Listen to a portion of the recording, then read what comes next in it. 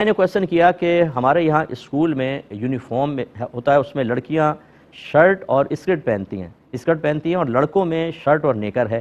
یہ تیسری کلاس سے لے کر 12ویں کلاس تک یہی ہے اور پڑھانا بھی ضروری ہے، تو کیا حکم شرع ہوگا؟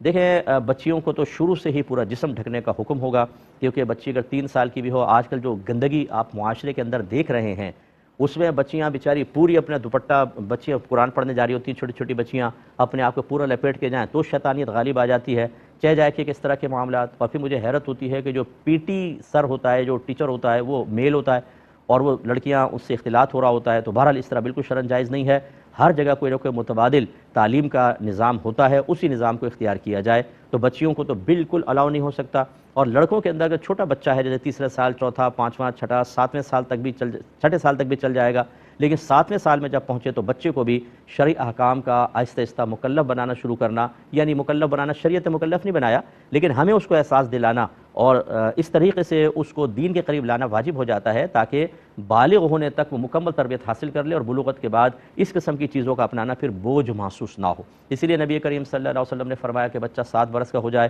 تو اس کو نماز کا حکم دو، اور 10 برس کا ہو جائے تو مار کر نماز پڑھاؤ۔ تو اس لیے اچھی طریقے سے اس پہ توجہ رکھیں، اور جب بچہ 7 سال کا ہو جائے اس کے لیے بھی پھر اجازت نہیں ہوتی کہ وہ اپنے گھٹنے اور رانے کھولے، پھر اس کے لیے بھی کوئی متبادل انتظام کرنا چاہیے۔ جب آپ سمجھتے ہیں کہ کوئی اسکول ایسے ہیں کہ جس میں خلاف شرع امور ہیں، تو پھر آپ کو چاہیے کہ پورے علاقے کے لوگ ملیں، کچھ سنجیدہ مزاج لوگ ملیں، ایک اچھے اسکول کی الگ بنیاد رکھیں، ٹیچرز ہائر کریں، اور یہ آج کل ویسے بزنس بھی بہت اچھا ہے، اور اس میں ذرا اچھے انداز سے تعلیم کا انتظام کیا جائے۔